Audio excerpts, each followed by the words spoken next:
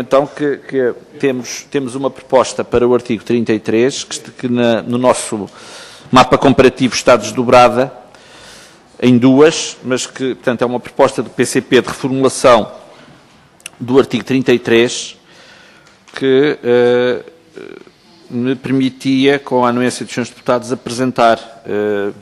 esta proposta. Portanto, este artigo 33 diz respeito como se sabe, à expulsão, extradição e direito de asilo, e a primeira questão que está aqui suscitada é a da extradição de nacionais. Como se sabe, a Constituição, até à revisão constitucional de 2001, que foi feita a propósito do Tratado de Roma relativo ao Tribunal Penal Internacional, não admitia a extradição, a possibilidade de extradição de cidadãos portugueses do território nacional.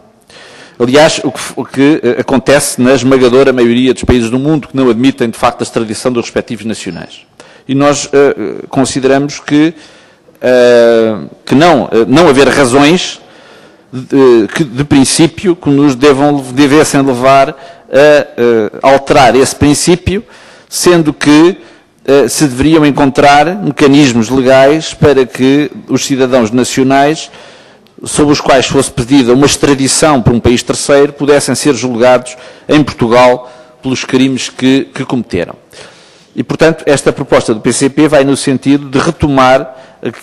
aquele que era o princípio constitucional até 2001, que é o de não permitir que um cidadão nacional seja extraditado do território nacional e, portanto, equiparando neste aspecto a extradição o regime da extradição ao regime da expulsão, que também não é permitida, essa não é permitida em caso algum de cidadãos nacionais. Bom, e esta proposta implica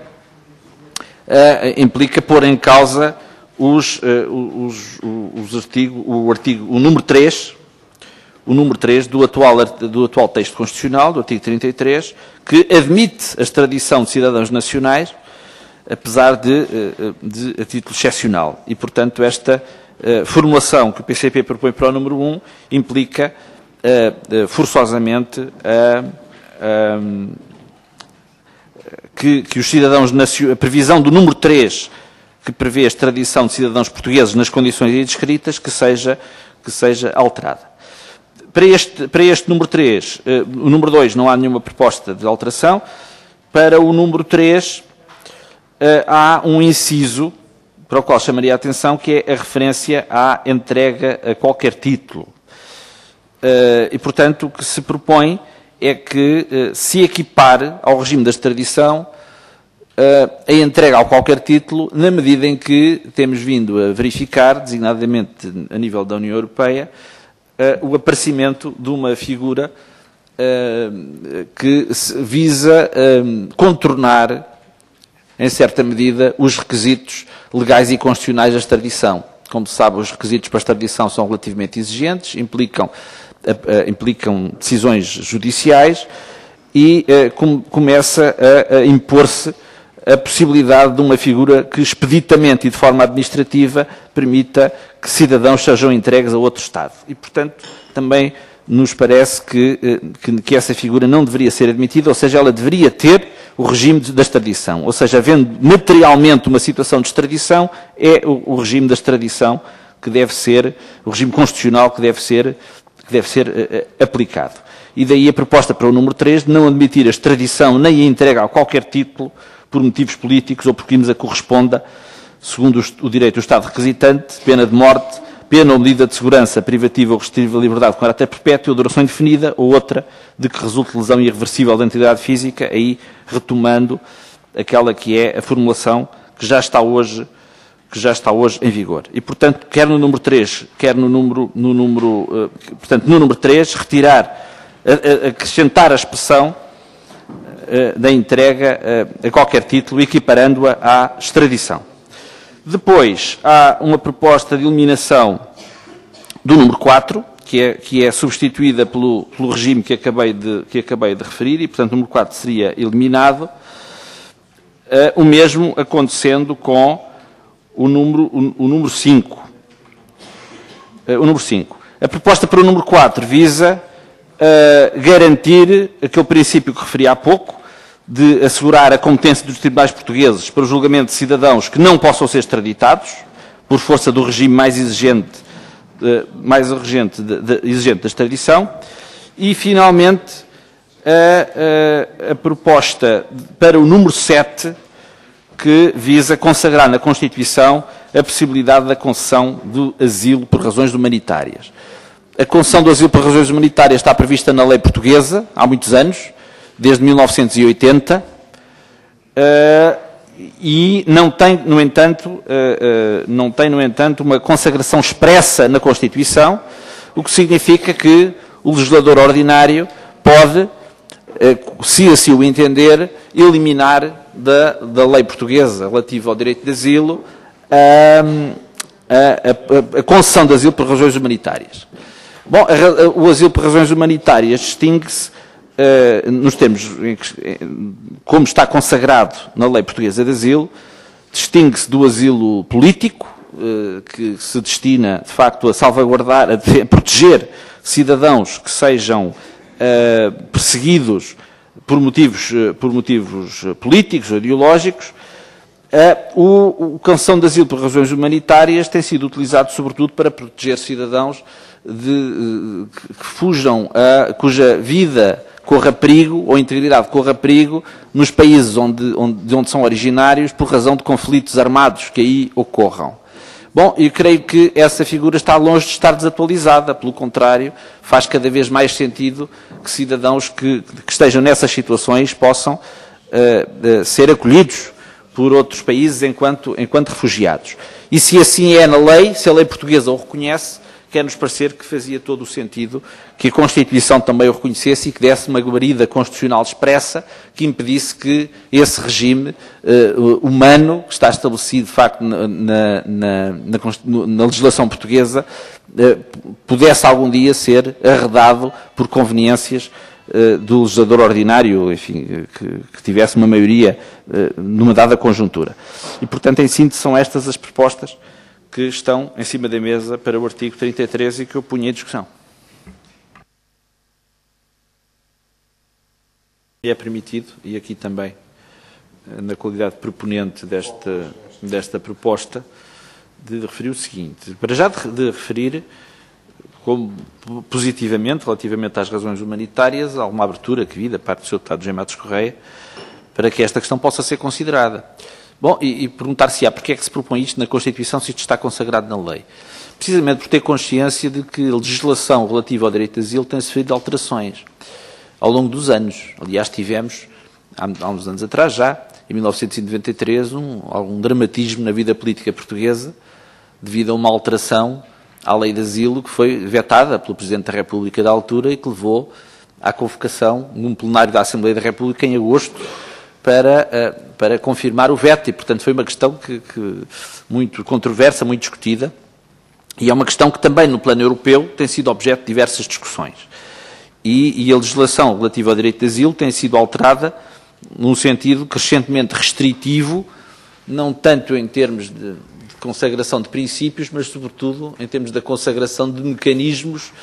de indeferimento liminar. Portanto, hoje em dia, como se sabe, nos vários países europeus tem descido drasticamente o número de requerimentos de asilo pela simples razão de que a esmagadora maioria dos requerimentos de asilo não são considerados como tal e as pessoas são expeditamente devolvidas à sua proveniência. Bom, portanto, nós não estamos muito tranquilos relativamente à evolução da legislação relativa ao direito de asilo, tendo em conta alguns ventos adversos, razões humanitárias que sopram, infelizmente, em muitos países europeus, e daí que nos pareça que faz todo o sentido que Portugal afirme os seus princípios humanistas relativamente à concessão do direito de asilo. E, portanto, quer-nos parecer que não é despiciando, não é uma questão despicienda que também esta razão de concessão de asilo, que a legislação portuguesa consagra desde 1980, que que possa ter cobertura constitucional e que, portanto, não que a Constituição defina ela própria quais são as razões humanitárias, mas que considere que as razões humanitárias são relevantes do ponto de vista constitucional e que a lei deve regular a concessão de asilo por razões humanitárias e não deve deixar de o fazer, porque a lei pode não o fazer e não admitir esta figura na nossa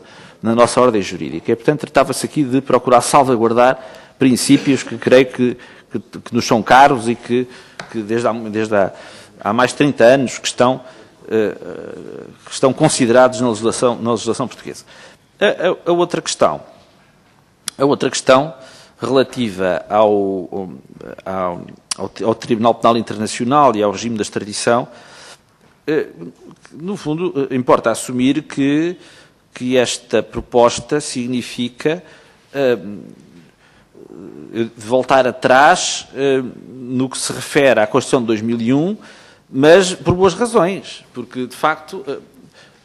a revisão de 2001, no que se refere ao Tribunal Penal Internacional, eu diria que é um ato falhado constitucional. Para já porque, como se previa, o Tribunal Constitucional é um nado morto, o Tribunal Penal Internacional é um nado morto. Ou seja, a partir do momento em que as principais potências mundiais e potencialmente, e mesmo realmente, que estariam aos olhos da humanidade como os mais prováveis arguidos do Tribunal Penal Internacional, não é? Enfim, basta pensar nos crimes de guerra cometidos no Iraque nos últimos anos, se isentaram a si próprios da jurisdição do Tribunal Penal Internacional. E, portanto, violações das mais graves do direito humanitário internacional, os crimes mais graves contra a humanidade, estão, à partida, excluídos do Tribunal Penal Internacional. E, portanto, este Tribunal Penal Internacional não escapa àquele anátema dos tribunais internacionais serem tribunais de vencedores. E, portanto, não são tribunais justos, nem são tribunais imparciais. E esta conformação da Constituição Portuguesa, ou seja, a abdicação de valores fundamentais da Constituição Portuguesa, em nome da jurisdição dessa instituição, desse Tribunal Penal Internacional, foi, de facto, um mau passo que se deu em termos constitucionais. E, ainda por cima, com este lamentável número 4,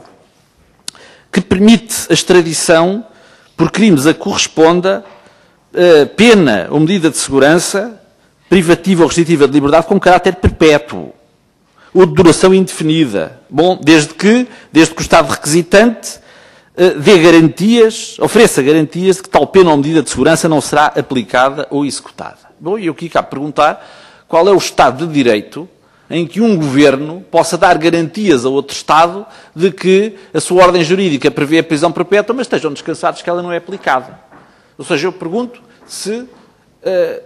alguma vez Portugal, sendo um Estado de Direito, pode garantir a outro Estado, se o governo português pode garantir a algum Estado que, bom, em Portugal este crime corresponde a uma moldura de pena de prisão de X a X anos, mas estejam descansados porque isto não será aplicado. Ora bem, não pode, porque existe separação de poderes e, portanto, essa decisão é uma decisão judicial. E, portanto, evidentemente que se algum Estado puder garantir ao Estado português de que aquela norma da sua ordem jurídica seguramente não será aplicada, é porque não estamos perante um Estado de Direito. E, portanto, também não nos merece a confiança de lhe podermos entregar alguém que possa vir a ser submetido a uma pena que é proibida pela Constituição Portuguesa. E, portanto, quando eu digo voltar atrás, seria voltar atrás num sentido virtuoso, num sentido positivo e corrigir aquilo que foi, de facto, um erro e uma evolução negativa do direito constitucional português com esta revisão constitucional de 2001. Até porque tudo aquilo que é punido pelo Tratado de Roma, que aprovou o Estatuto do Tribunal Penal Internacional, está consagrado, é punido pelo Código Penal Português. Aliás, porque houve propostas nesse sentido, quer do PCP, quer do PSD, não é? Que introduziram na ordem, no direito penal português,